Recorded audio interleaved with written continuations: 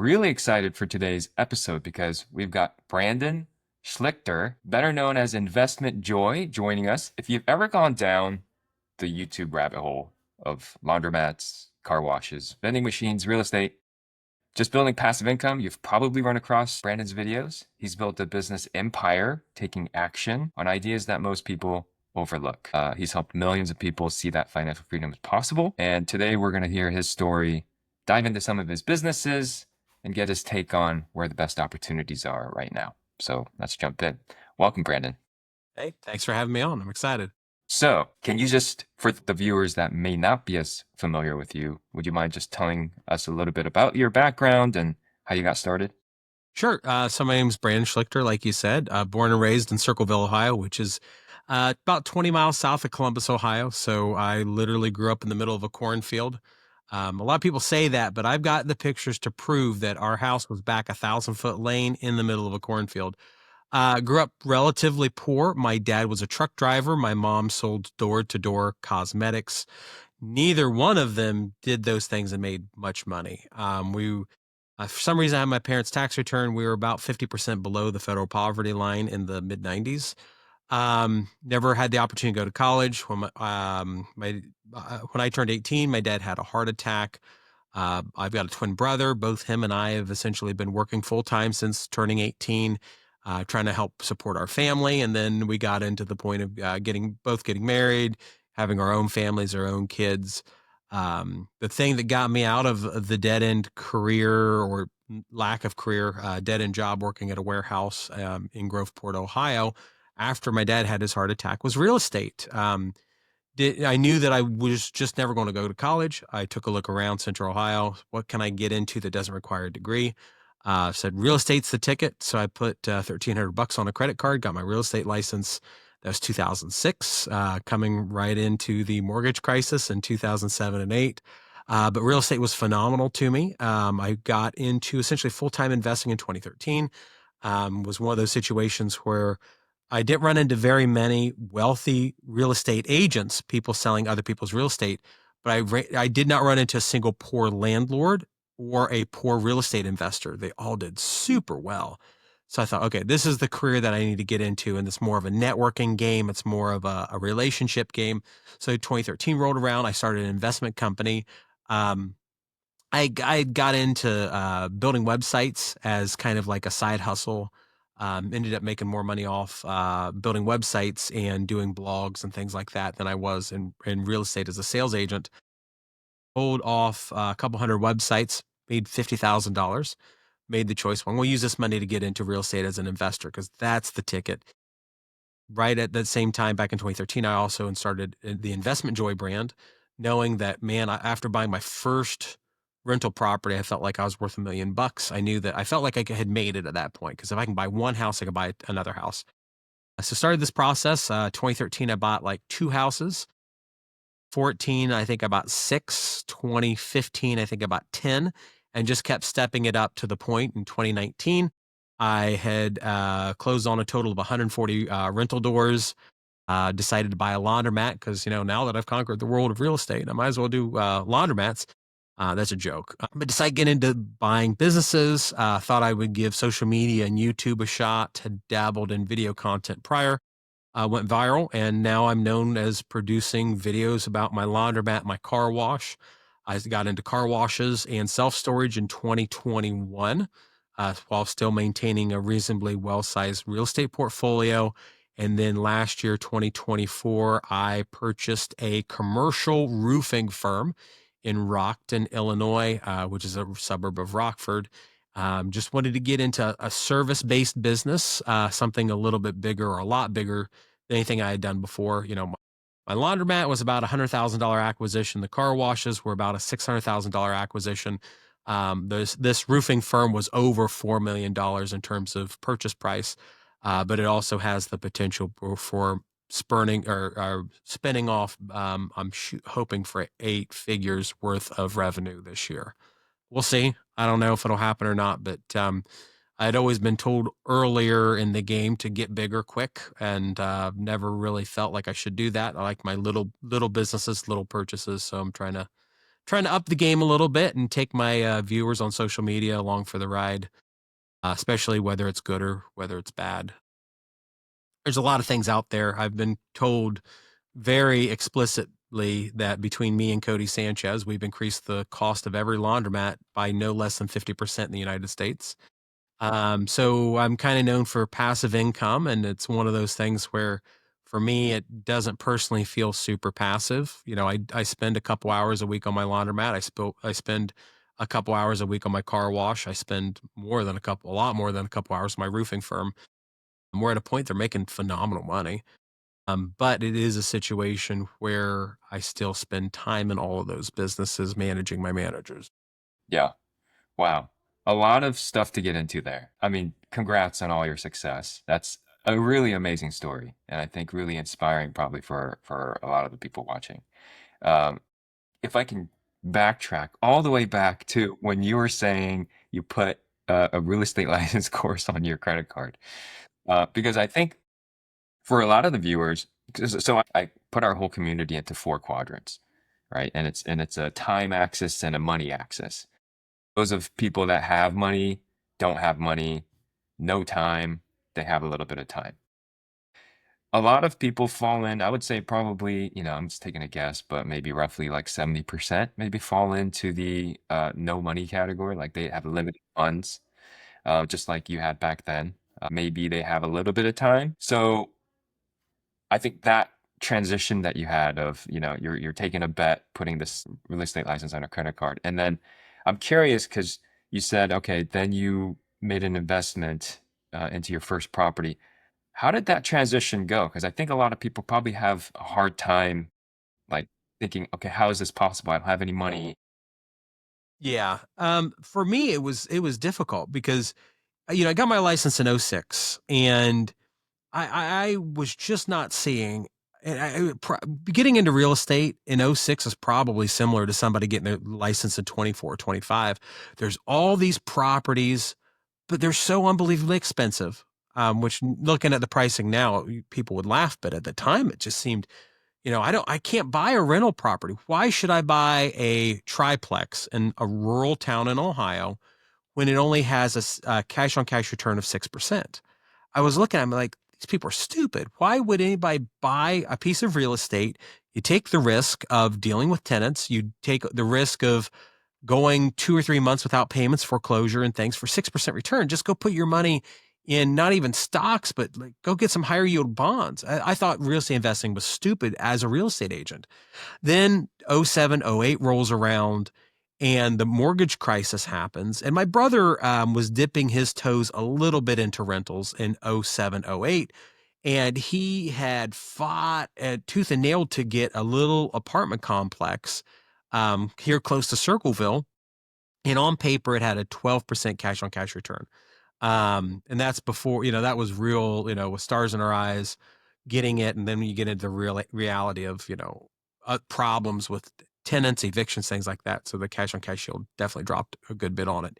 Um, talking to people, and it just seemed like you couldn't make any money in real estate. Then '07 and '08 transition, the bottom falls out of real estate. Everything goes on fire sale, 20, 30, 40% less. And it's like, I'm now powerless to go out and buy these properties in 2009, 10, and 11. And I'm like, okay, this is terrible. Like I see the opportunity now. Now I see properties in Circleville, Ohio that have a 15 to 20% cash on cash yield.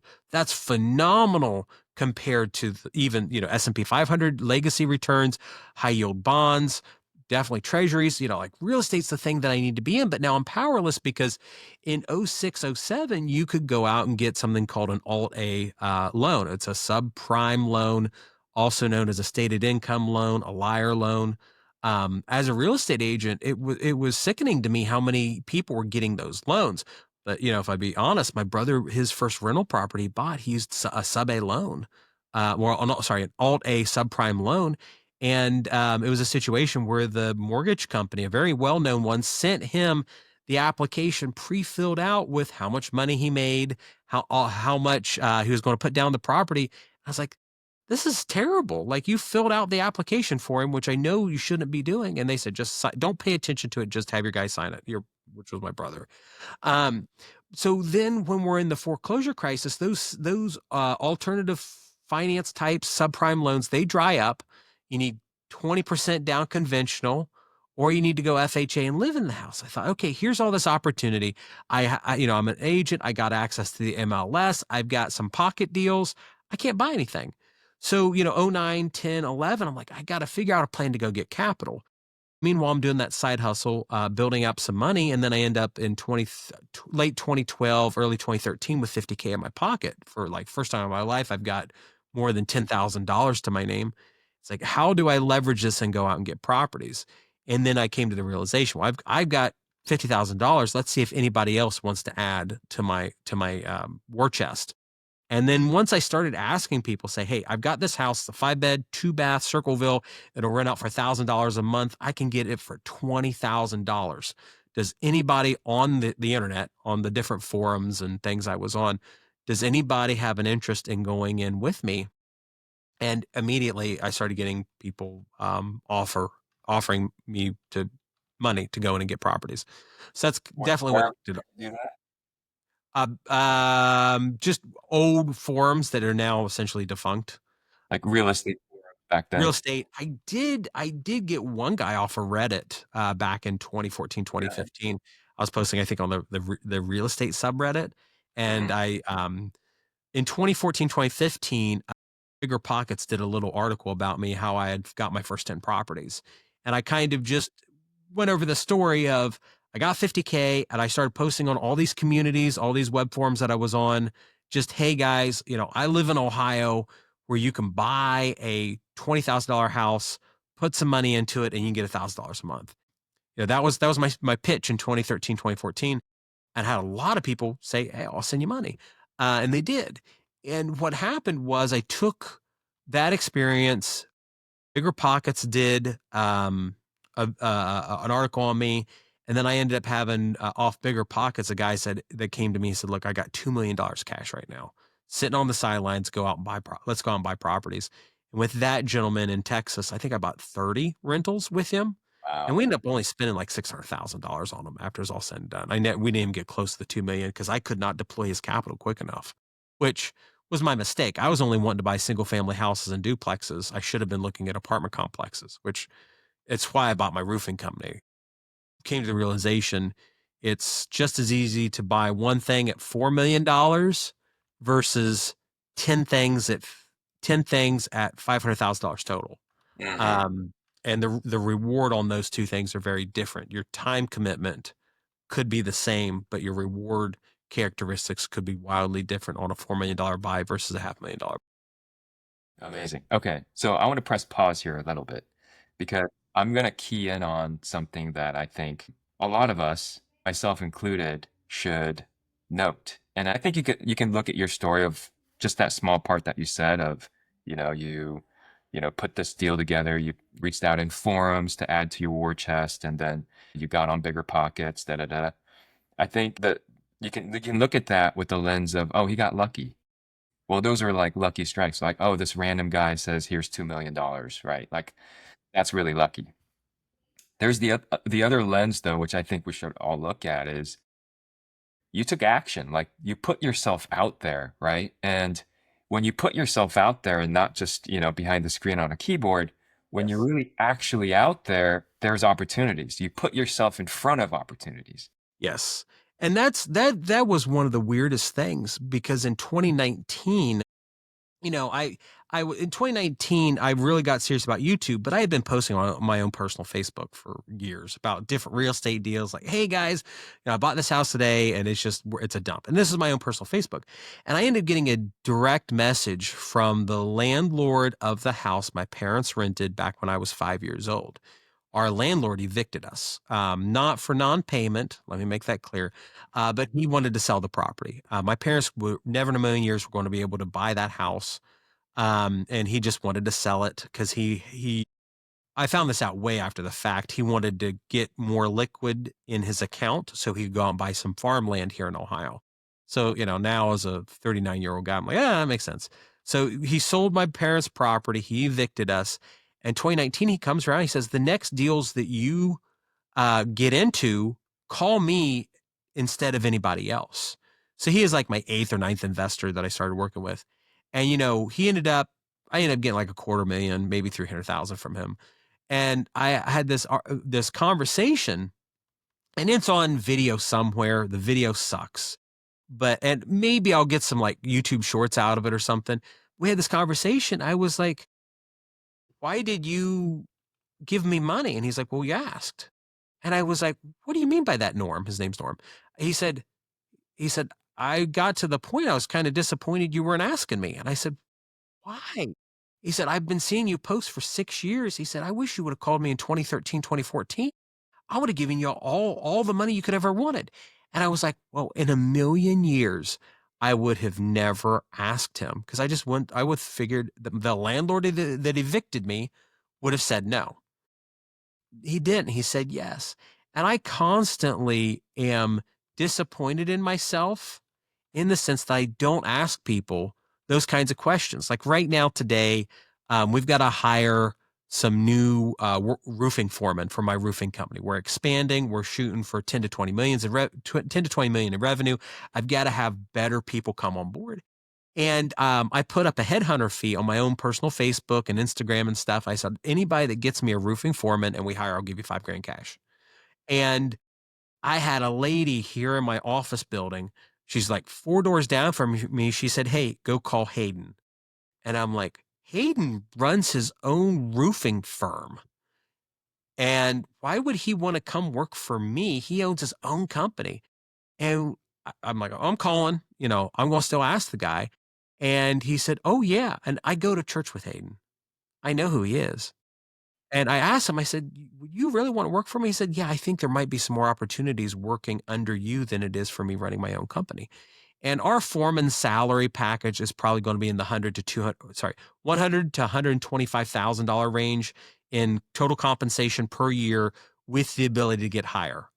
Because if they become a project manager and they start taking on independent work or work that we assign them, they probably can get up to the 150, 175 range. And I had this conversation with him. I said, so how much money did you make last year running your own roofing company? And he said, oh, 48,000. Like, oh my gosh, you spent 2,000 hours last year for $48,000. Now, it's his own company. It's his baby that he's wanting to build. But it's also, you would just about triple your yearly income if you just came working for me.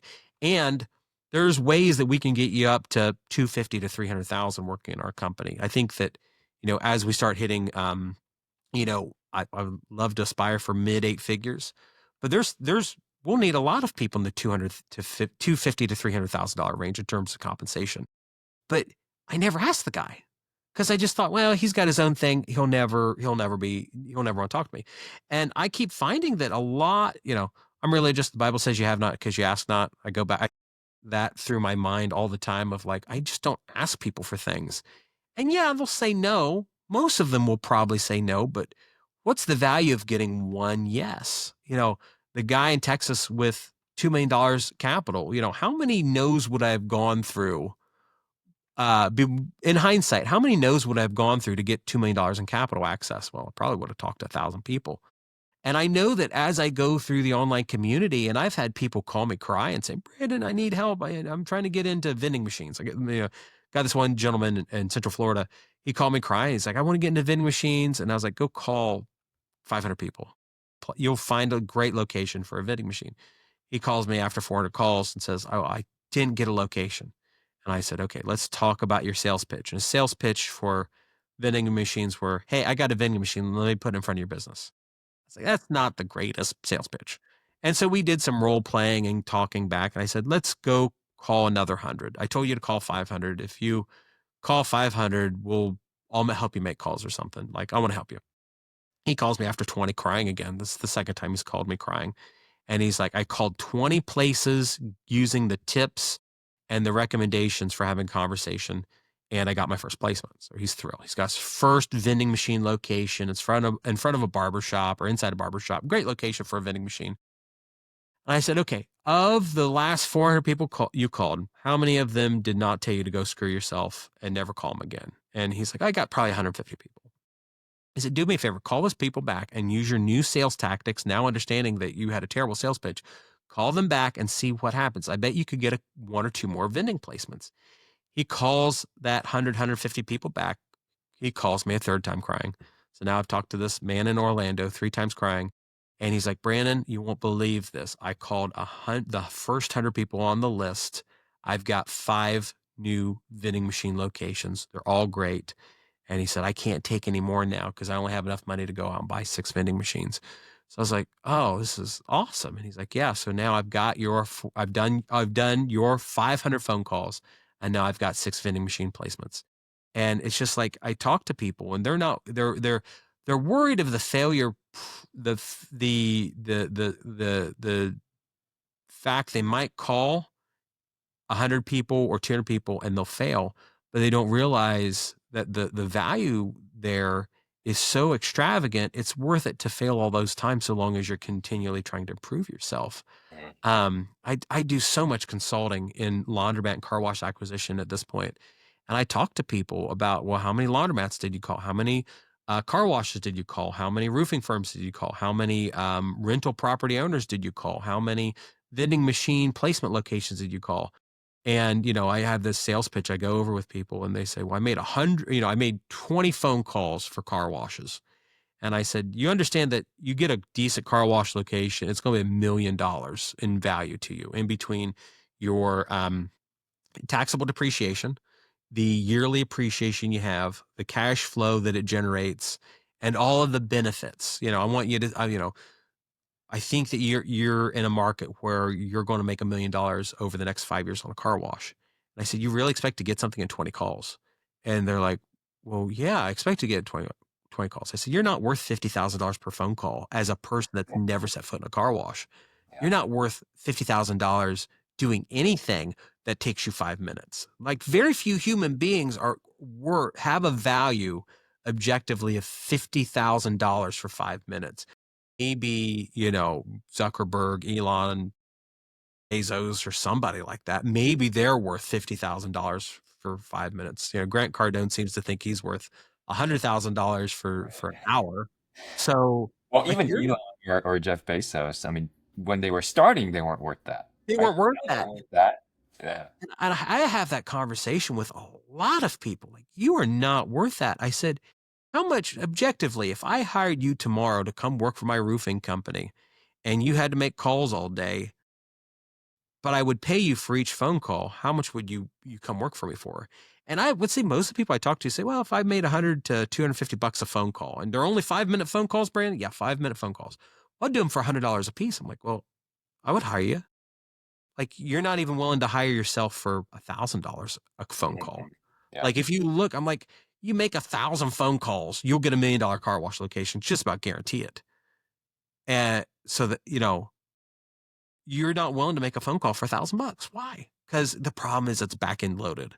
It's going to take you that first 100 phone calls, fumbling through a script, getting cussed out, hung up on, getting negative feedback. But if you get a little better each time, you'll do fine. And it's like my YouTube channel. I give all these suggestions and recommendations to people, and I know that I don't listen to them half the time myself. Because, like, with my YouTube channel, I tried starting in 2017. Didn't pay any attention to what the algorithm and the internet wanted, just kind of made my own videos. I had bought this train station turned apartment complex, and I was going to do a video series on it. And I was like, I'm going to do this video series on a train station apartment complex. It's going to go viral. It's going to be awesome.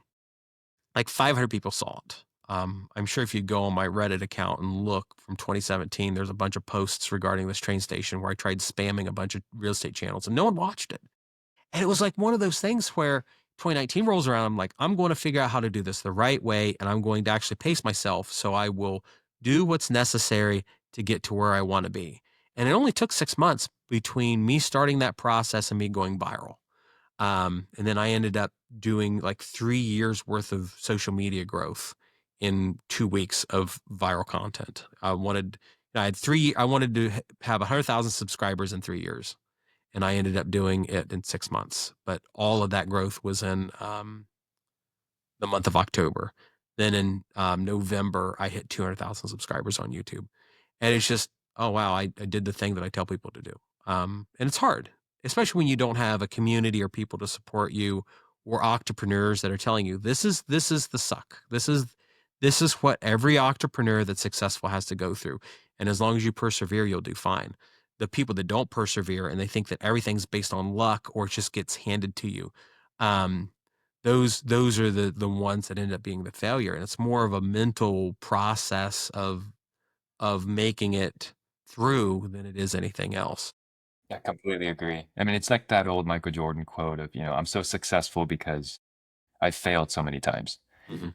And Absolutely. yeah, I truly believe that because in any endeavor, like if I embark on a venture or project, 100% of the time there's an issue, there's a problem, there's something that I didn't expect that I need to overcome. And I suspect that's also been true in your ventures. Absolutely. And we are seeing that with my roofing company at scale. We bought it, a profitable company doing about 2 million a year in net income, not gross, net. And we're like, we're gonna buy this company, we're gonna set it on fire, and everything's gonna be great because you got me involved. I've got a business partner. He's super smart, he's super awesome, he's a fantastic guy, and we're just gonna set the world on fire in commercial roofing. And it's just like we've gone through a year of just disaster. And not everything's been bad. There's been some good parts, but it's been a year to get our footing and everything set up correctly so that we can make money. And now we're looking and saying, oh, now our 2 or 3 year prospects probably too low. Just with the fact that we're 2 contracts away from doing 12 million this year, uh, Wow, gross revenue. that's huge growth. We're trying to shoot for 25% net margins, so you can do the math there. But I think I would like to see us at 20 million this year. But knowing all of those things, we made so many poor choices and all these different things. We kept getting better, kept getting better. I spent $350,000 last year in marketing spend, and I produced absolutely nothing off of it. That's miserable. Going out, we bought TV ads, Facebook posts, LinkedIn posts, all these different marketing pieces to go out and drive sales to my firm. Cause that's like, well, I'm a marketing guy. I got this huge YouTube channel. We'll just crush it. Did not amount to literally anything. But because we were constantly refining the process, getting feedback. Why didn't you close on this? Why did you say no? Why was our estimate bad? What was the problem? Going in knowing that, there's millions of dollars at stake here and, a $4 million loan in my name, we're going to constantly improve on this and figure out what it is. After, we closed on it in April last year, we finally started understanding like what our failure points were, what we were wasting money on, what was not working in the company. And then October, we closed a $750,000 deal by ourselves with no outside help, no marketing or anything. Okay, cool. And then we just started closing more and more and more jobs. And now we're at these 2 jobs to get us to 10 million because we're constantly improving. And now we're showing up to places and doing bids and giving proposals. And people say, oh my gosh, you're fantastic. How long have you been in roofing for? A little over a year. That's impossible because you're in our top 3 in terms of quality of bids and quality of responses and just overall quality versus quality and price metrics. And they're like, how did you get there? Because we spend a lot of time on constantly making ourselves better, learning everything we can. And people will look from the outside and say, oh, you just lucked in again and bought this company and everything's, just pure luck. It's like, no, there was 2 years worth of build up to buying the company. And now there's been a year worth of videos that I can't post on social media because of how miserable it is. No general contractor spending $1 million wants to watch a video of me dealing with crashed vehicles. I mean, it seems like a theme for your life is persistence. Yeah, well, if I think back to my projects too, I'm certainly guilty of giving up too early. Because if I think back in hindsight 2020, but if I think back, I so one of the things that I've done in the past is I started basically an app building course, and I took someone from idea to actual like app in the App Store. So I worked really hard for several months to build up this program. Launch day came, and it was like crickets. It was like Mhm. 5 sales. Yeah. And I was still crushed and disappointed. And I think in hindsight, oh, at least 5 people purchased. Like it worked for 5 people. Let me figure out, like, let me interview them. Let me call them. Let me contact them. Like, why did you buy it? There's things I could have done, but I think I encountered that difficulty, that challenge, and I said, okay, maybe this doesn't work, and I moved on to something else. And I tell that example because I think a lot of people out there are probably similar, where they'll try something, they'll dip their toes in, maybe they'll invest a little money into something, and then they encounter that challenge, and then they'll say, maybe this isn't for me. Yeah. The thing that I run into a lot of people is, number one, it's easy to overestimate what you know. I think that's just a human condition thing. And then number two, to be successful in business, you need to know a lot of things. Man, I talked to like once I can go back to endless car wash and laundromat examples. People, I'll talk to them and they'll say, "Well, I'll just go and buy one of these things and I'll make all this money." I'm like, there is level of threshold, a minimum threshold that you have to make any money in any business. You can't just go in and hope to collect money. And they'll say, "Well, if I was like, XYZ and inherited it, I would be fine. I would make all this money." I'm like, and people who inherit businesses or real estate are my core customer in terms of me buying distressed assets. That's how I buy my companies, is because someone built it, it passed on to another generation, they have totally failed with it, or they're on the way to foreclosure or bankruptcy, and I come in and I buy it at fire sale pricing. That is like my business plan for the most part, and that's everybody else's plan. And even my roofing company, the gentleman that founded the company back in 1998, wonderful guy, great guy. But I was looking at we just went through a full financial compliance audit. I'll talk about it at the later end of the video, but we're going through, I'm wanting to do some public listings, SEC qualified regulatory offerings. And we had to go through my very first full financial audit. And as a part of that, we were going through the last 10 years worth of revenue. And the gentleman, his best year was like 2017. And since 2017, it's been coming down every year. And, he was a great guy, did a great job in the company, has built this wonderful legacy. But, you know, if it would have sold in 2017, 2016, it would have been $10 million company, not a $4 million company. And you look at some of these things that go on, it's like you have to be on your A game in a lot of different ways. You can't just be the app developer. You have to be the app developer and the marketer and customer support and 10 other things. And you also have to be decent at each one of those things in order to have your company ultimately be reasonably successful. I talk to a lot of guys that want help on a YouTube channel, and I sit down with them and I look at what they're doing. I'm like, okay, you got to be the talent, you got to be the video editor, you got to be the thumbnail creator, you got to be your script writer, and you've got to be, your data and analytics guy. You have to fill 5 roles in one when you start your thing. And they're like, well, I just want to make videos. I'm like, okay, well, then you need to go find an agency to work with Hmm. and find where you fit in that role if you're only willing to do one of the things and not all 5 of the things. And, as you get bigger company wise, you can outsource those things and hire for positions, which you should. But when you're starting out from the ground up, man, you've got to do a lot of things decently well. And there's different markets and things out there, that there's a huge demand for with very little supply. We talk about passive income sources, side hustles, things like that. Like I'm huge on small engine repair. You Hmm. know, you can put an ad on Facebook Marketplace, "I fix small engines," and you'll have a lot of people show interest to that. Hmm. If you're in a niche or a product or an area where there's a huge demand for it. But if you are, an app developer for a coding course that's gamified, Hmm. you're competing with a lot of other people. So you've got to be able to bring about a product that is superior to the people you're competing with, or at least top 20 to 30%. Yeah, yeah, I could see that. Let's change gears a little bit because I know a lot of the community is just really curious about your vending machines, laundromats, and car washes. So we'd love to talk about that for a minute. So, first, I would say, let's say vending machines. What would you say? So, you said you've consulted with a lot of people, and you gave the example of the gentleman from, Florida. Yep.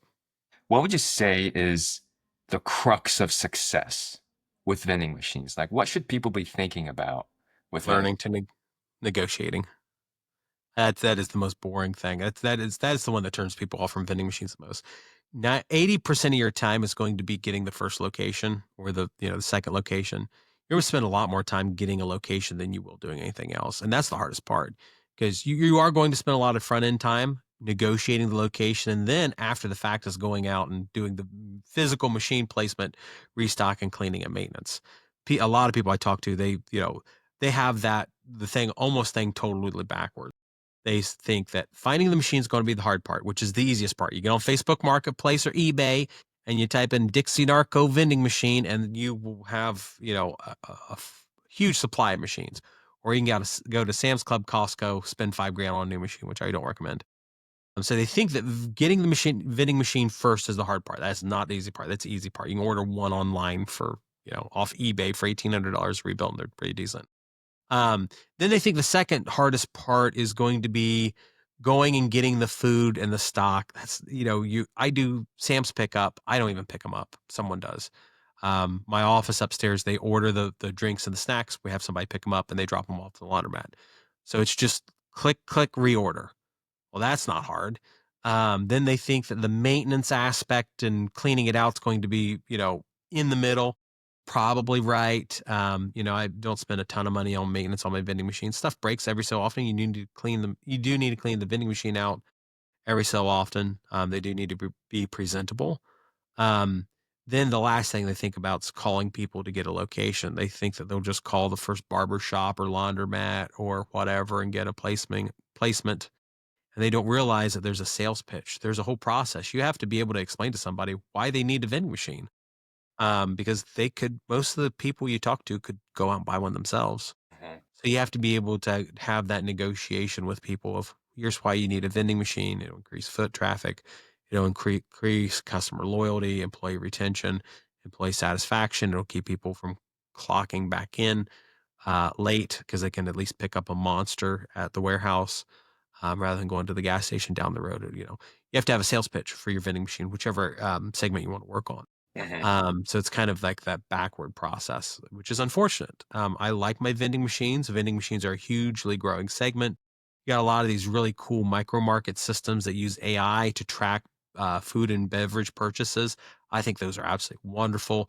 I would love to get into them, but I I'm not at a point where I'm willing to just throw money at a new business startup to see what happens, unless I can really get my hands involved.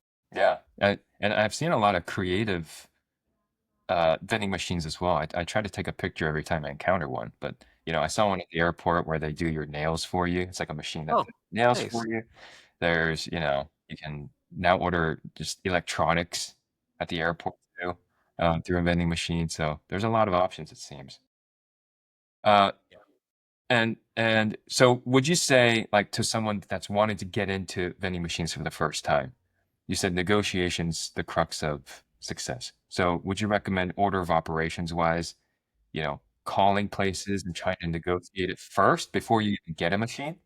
Yeah, I would go through and find a vendor or a process to get your first machine. Now, if you get on Facebook Marketplace, which is like one of my more favorite ones, and you get a mediocre machine and go through the process of refurbing it in your garage, if you've got a garage, that could be valid because then you understand the machine characteristics and the repair process if it needs to be repaired, and you're going to save a ton of money because you can pick up a used vending machine that's kind of iffy quality or kind of iffy on the maintenance for 400 or 500 bucks. Now, as long as I don't have a video going viral, it's 400 or 500 bucks. If I have a video on TikTok or YouTube that blows up, you can watch the Facebook Marketplace listings double in price for Mhm. 30 days afterward. It's kind of silly, but the negotiation part's going to take the most amount of time. But you have to be able to negotiate your time frame for putting the machine into. Mhm. I run into a lot of people that hate me because they went out, they bought their vending machine, and then they are terrible at calling people, and then they resell their machine at a loss. Which is also why I like used machines, because you buy a used machine, you're pretty much going to sell it for what you have in it. Um, you buy a new machine for 5 or 6 grand, you're only going to resell it for 2,500 bucks. So there is a potential to lose money there. But going with used machines, you'll get what you have out of it. Or, we buy a machine that needs work, you probably make some money selling it. Yeah. One thing that, has come up in the community is, because vending machines come up from time to time. And in every thread, I think someone says, "Hey, I've done these before. They're not passive." It's really not passive. You have to, really put a lot of work into it. What would you say to that? I mean, the question always is what's a lot of work? If you go for my vending machines that are at the laundromat, we're doing probably $1,500 a month off of the three that I have down there. Um, we do curbside pickup at Sam's Club. That takes 30 minutes to go to Sam's Club to take them to the location. Restocking the machines, we can technically do it every other week. If we're on our A game, we can do it every other week. Restocking 3 vending machines takes maybe an hour. So now I've got an hour and a half for $1,500 in gross sales. My cost of goods sold and factoring in my maintenance, electric, everything like that, it's about 50%. So I'm putting $750 in my pocket off those 3 vending machines over the course of an hour and a half. Well, let's say 3 hours a month. So double that. So 3 hours a month, 750 a month in my pocket. So what, 250 bucks an hour? Okay. So we got that. So I also have 16 vending machines in my car washes that I never talk about. They don't do near as well as my laundromat, just based on the location, but my vending machines, oh no, I take that back. If we would include all of the coin operated systems, excluding my car wash, so vacuums, vending machines, little trees, sponges, towels, everything, that stack comes in at probably $3,500 to $4,000 per month Mm. top line revenue. My cost of goods sold on that is um, maybe $1,000. I have my labor force do 100% of everything.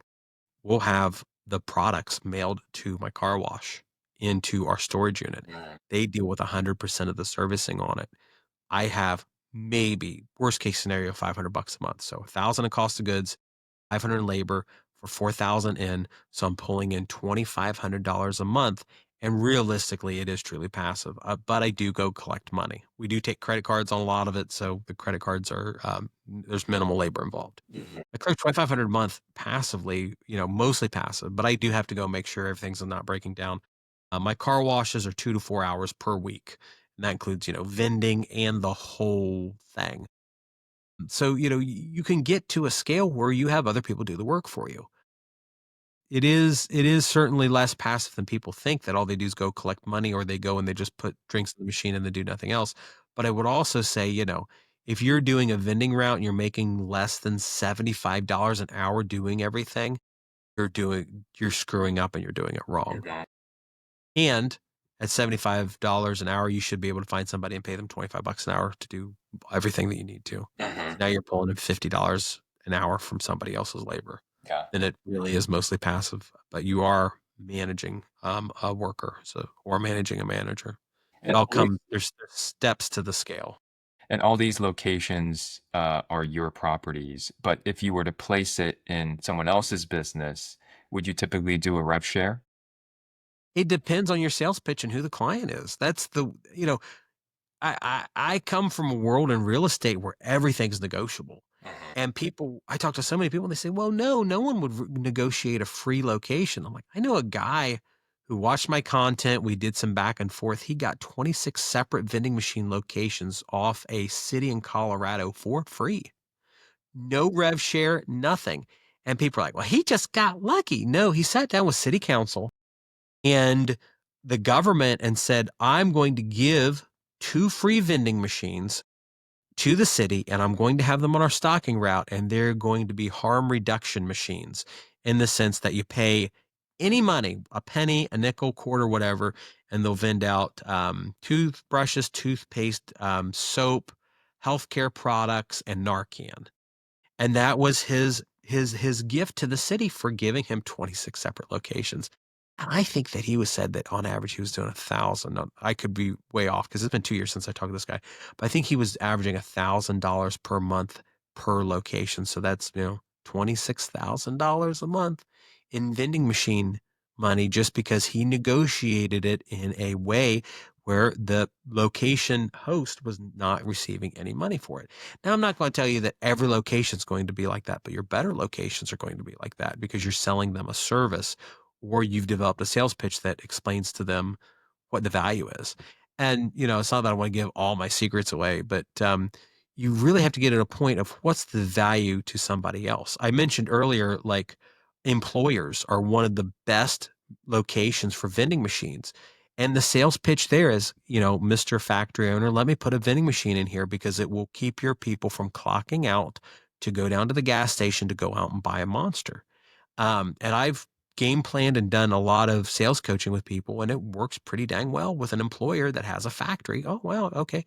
So you have 500 people here, and 20% of your workforce is going to the gas station to go get a Pepsi or a Monster, and they're showing up 5 minutes late. 20% of your workforce, there'd be 100 people. Let's say they're clocking in late just 1 day a week, 5 minutes. That's 500 minutes of time you're losing every single week on labor that you should not be missing. It screws up your production.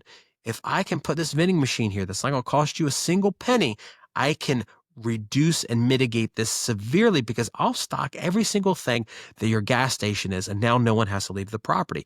And it costs you nothing, and all you get, Mr. Employer, is upside.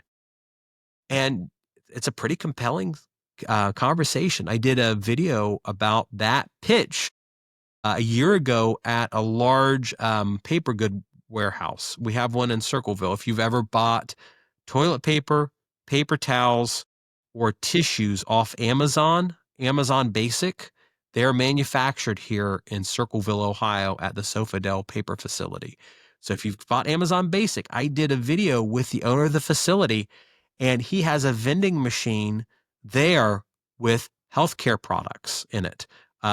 Safety vests and ibuprofen and stuff like that. He pays a company $5,000 a month plus any overage in the products that he vends. So he's paying to have a vending machine at his factory as a way for them to have higher quality of life and as a recommendation from human resources. So the big thing is like, here's, I talk to people and like, oh, I'm going to have to pay 50% of the money that I bring in to get a vending machine placement. And like, here's a video example with the CEO of the company, why he loves paying $5,000 a month of a multi-billion-dollar firm, why he likes paying that money to a third party for a vending machine. Mhm. Like, okay. Well, and that's the problem with a lot of business stuff. You've never run a business before. You've never been in the shoes of a business owner. You've never talked to a business owner. You've never talked to somebody that has skin in the game and money on the line. And you have to learn to negotiate and go down that process with them. And it's the same problem in regardless of what business you're in, whether you're negotiating a vending machine placement. It's the same with negotiating a laundromat placement in a strip mall. It's the same thing with trying to negotiate a seller finance agreement for a car wash. It's the same thing on negotiating an acquisition for a roofing company or your first duplex. There's this whole process of negotiation that you have to go through, and you're going to fail, and it's going to suck the first two times, 10 times, 20 times. But eventually you'll get your sales pitch down to the point that it will work eventually. But I don't know what people's batting average is. You might have one guy and another guy, and they look the same, and one might be able to close the deal 1 out of 10 times, and the other guy might be 1 out of 50 times. But if it's for a vending machine that's going to make the vending machine owner $10,000 a year for all eternity, that to me is worth the 50 phone calls.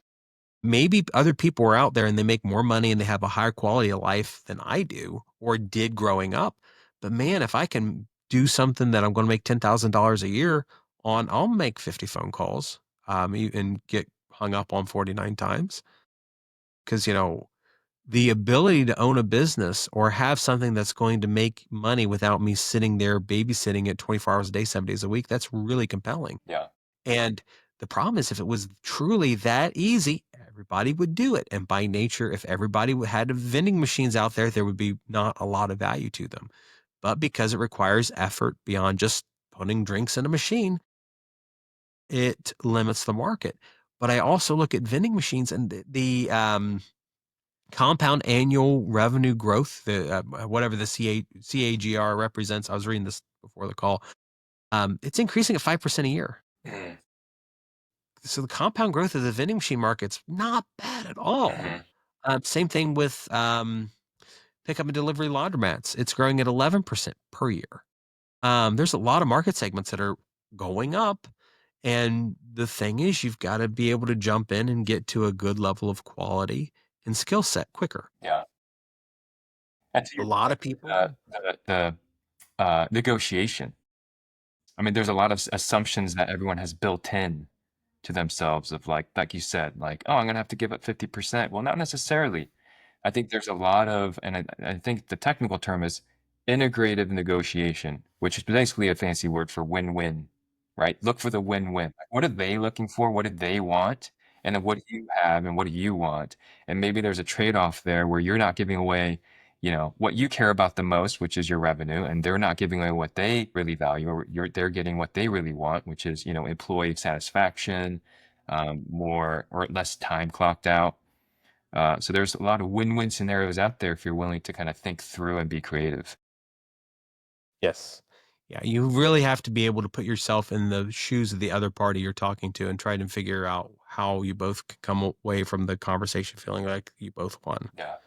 Because the last thing that I want to do is people to feel like they're ripping people off endlessly. And there's a lot of people I run into in business that they feel like they're always screwing the other person over, and I don't want to conduct business like that. That seems like a really terrible way to live life. Yeah. Well, and to be sustainable, I think you kind of need that win-win. I recently saw this thing where it's not also just a set list of items that you have for sale in your vending machine. You can optimize that as well, right? And increase, your sales for the month. So it's not just the location itself. It's really like what you're selling at. Yeah, I had a guy and he had a vending machine with absolutely wild products on it, stuff that I never would have thought, but he was in a very seedy location and he was telling me about his product mix. And he's like, yeah, I'm doing $500 every 3 days. And I was like, dude, that is insane. $500 in 3 days. Like you're doing 5,000 a month? Yeah, about $5,000 a month. He's like, when I get the ATM next to it, I'm gonna put an ATM next to my vending machine and Yeah. I'm gonna give him more money.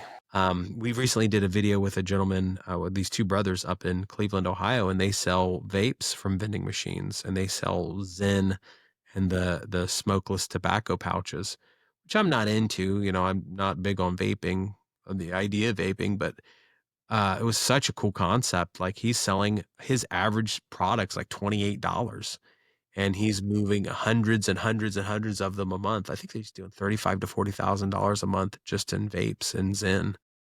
And it's just incredible. I'm like, man, this is such a interesting thing that no one's doing.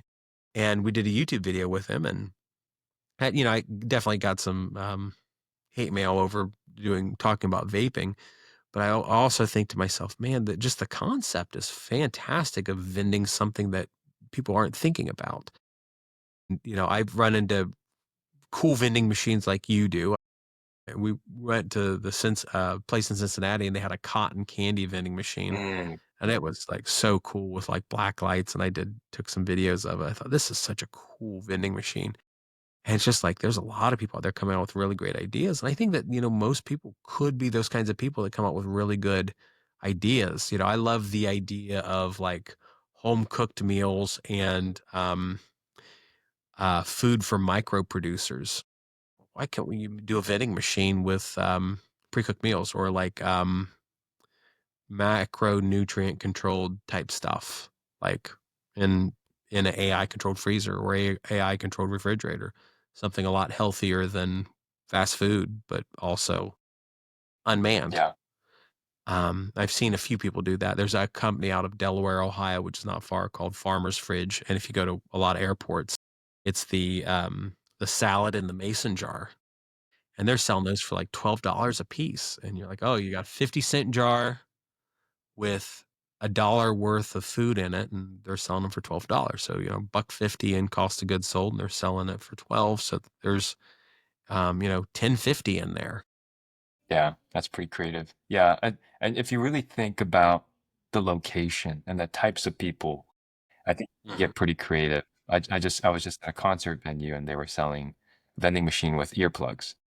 I'm like, oh, okay, that makes sense. Okay, so I'd love to get into your other two, so car washes and laundromats.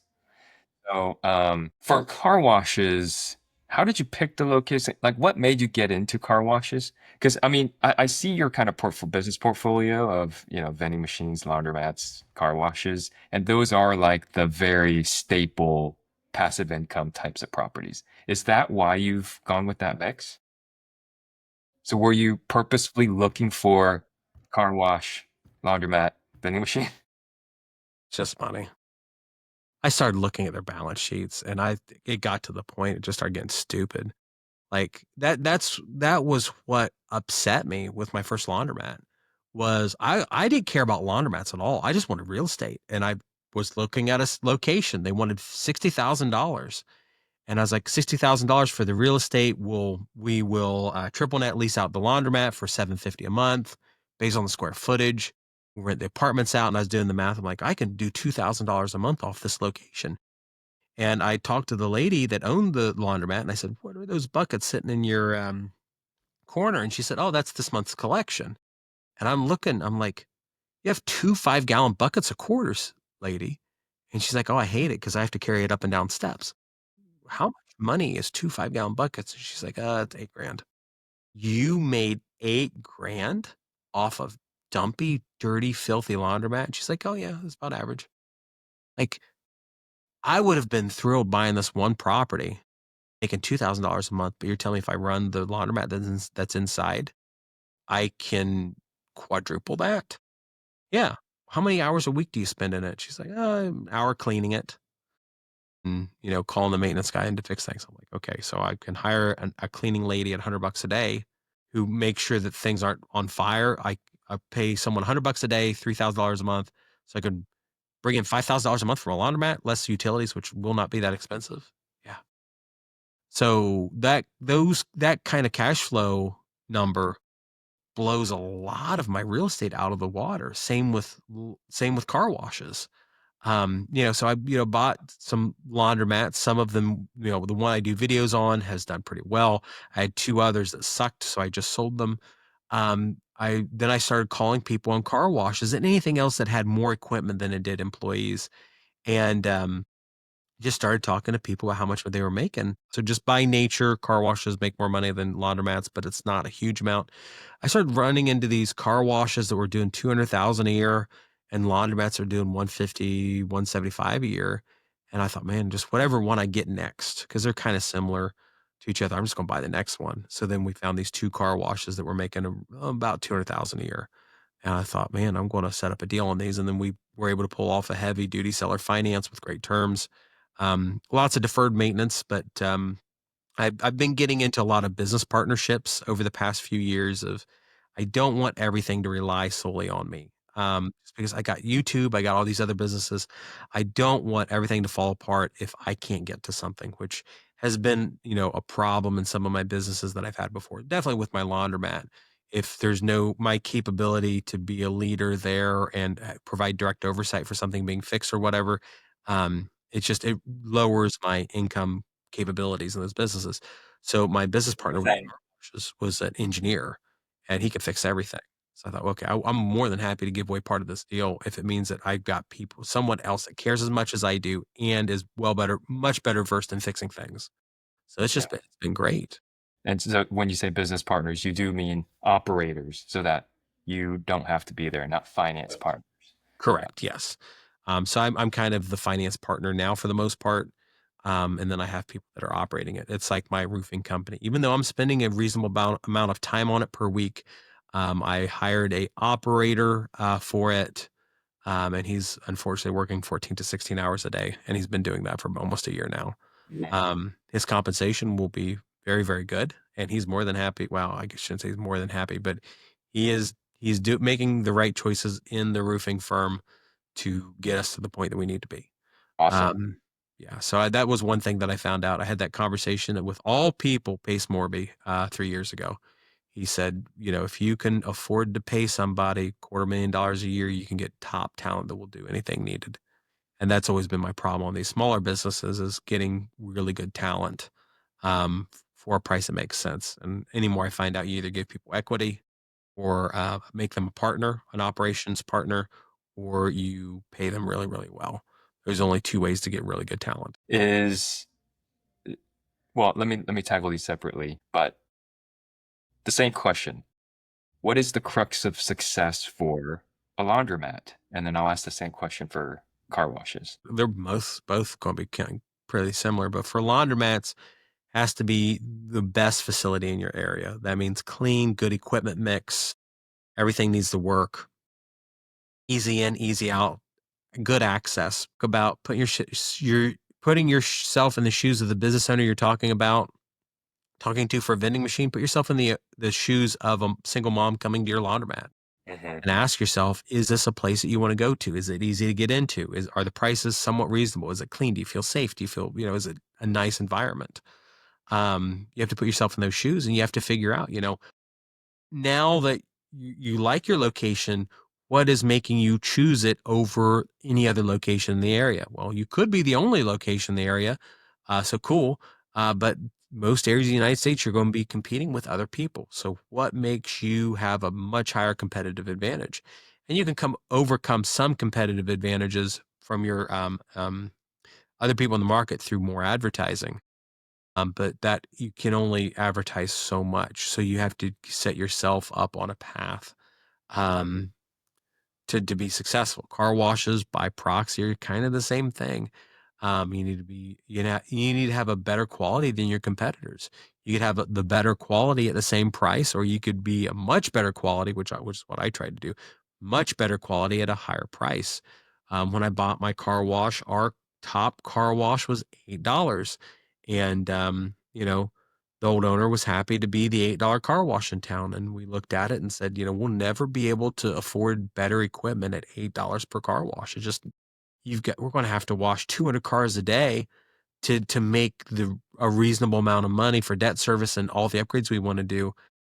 We've got to get ourselves up to an $18 car wash, 15 minimum. So we put new equipment in, we did new branding, and we made the location look much better. We went from our $8 wash to $18 washes. And as it stands now, on that wash, I do 10, 12, 15, $18 washes. I sell more $15 car washes at the location now with the new equipment than I did $8 washes with the old equipment is we gave people a reason to come. It's a good equipment. It's not going to bang up your car. Provides a much higher quality wash than it did before. Yeah. So obviously my professional background is marketing. So that totally rings true to me. People, they're like, no, don't give me the most expensive stuff, but like, I don't want the lowest tiered stuff either. So they'll go for the second to best. This will be the last question for you. Maybe a question most will be interested in is, okay, so if you have limited funds and you look at your portfolio of assets that you currently have between real estate, laundromat, car wash, vending machine, and you have your social media following as well. Where would you say, like someone with limited funds, let's say a college student that really wants to start building their passive income portfolio early, where would you recommend they start? It's hard for me to sit in Circleville, Ohio, and tell a random base, run of the mill college kid because every market in the United States is going to be different. And there's going to be markets I've seen where vending machines will do well, but nothing else will. Laundromats will do better than anything else. Car wash will do better. And those areas are very location dependent. So, the base recommendation is learn how to do your own research to see what your area needs. The average area needs one car wash per 7,500 people. Are there more or less car washes per 7,500 people? The average location needs one laundromat per 10,000 people. Are there an oversupply or undersupply of laundromats?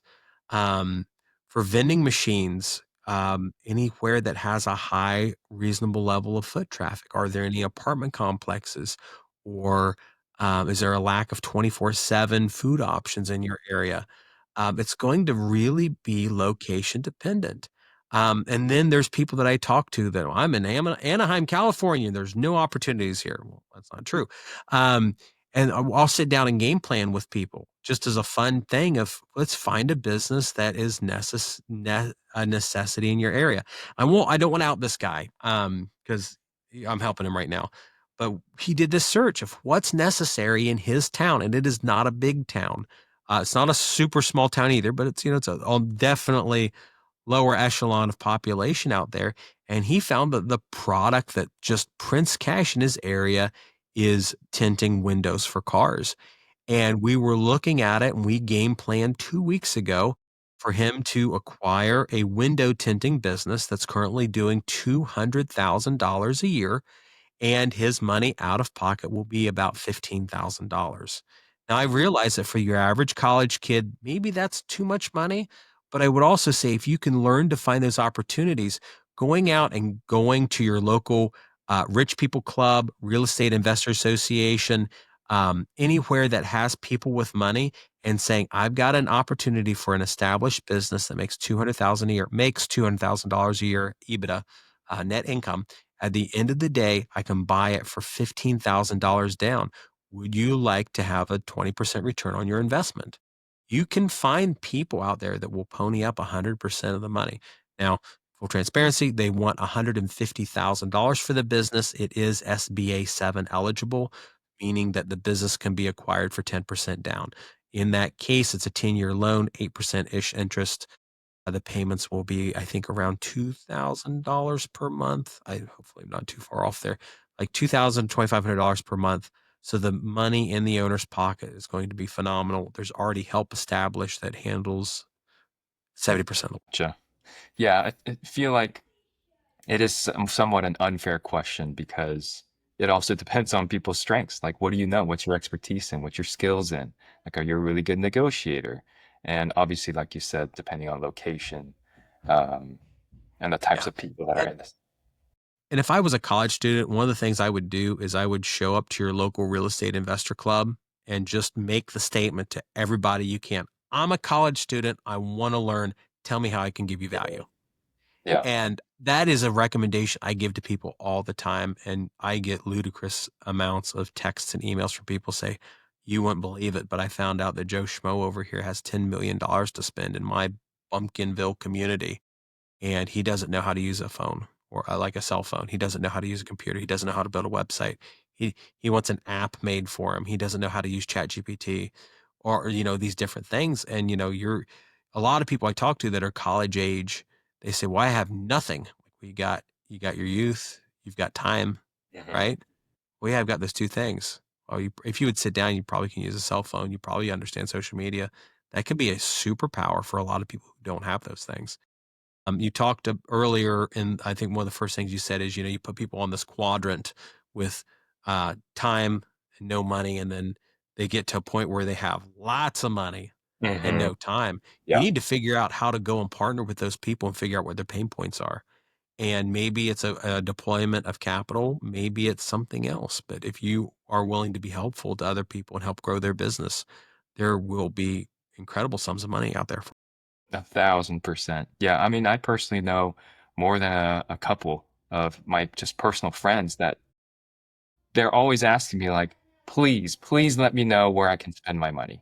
Right? Like I have a chunk of money and, not all of it has to be home runs, but they're just looking for a fun project. They're personally saying, I could put it all in, high yield savings account or buy some sort of, mutual fund, but, they already have money in those things. So they're looking for some other special project that, interesting to them. So there's definitely people out there if you reach out. Absolutely. Yeah. Well, Brandon, thank you so much for sharing your journey and insights today. It's been awesome. For folks that want to follow you, learn more, check out what you're working on, where would they go? All my social medias at Investment Joy, everything's under the Investment Joy brand. If they are interested in partnering with me on a deal or just connecting with me directly, go to investmentjoy.com. I did want to mention, I think I said earlier, I'm in the process of filing with the SEC for a Reg CF offering. Trying to get to the point where I want to be able to fund other people's laundromat and car wash deals. I got a lot of people from my community that are going after deals. They're running into gold mines, but they don't have the capital to take it down. I don't have as much capital as I would like to help them take down a deal. But last month I was looking at a deal, and it's still on the table for a laundromat. And um, we've got a very viable way to double our money in 2 years. And not every laundromat's like that, but some of them are. When you're the only person in a large demographic for a location, some of these people have deals, but they've got deals, they've got times, they got experience in doing things, but they don't have the money. And rather than a big bank or private equity to fund the deals, I would like the money to come from my community. So that's a big project that I've been working on for the past 6 months, and we're getting close to the end of that. So that'll be an exciting project to take on here soon. Awesome. Is that going to be announced on your socials, I imagine? Everything. Yeah. Okay. It'll be on everything. Yeah. Very cool. Well, to everyone watching or listening, thanks for being here. If you enjoyed this conversation, make sure you follow Brandon on his socials, and we'll see you next time.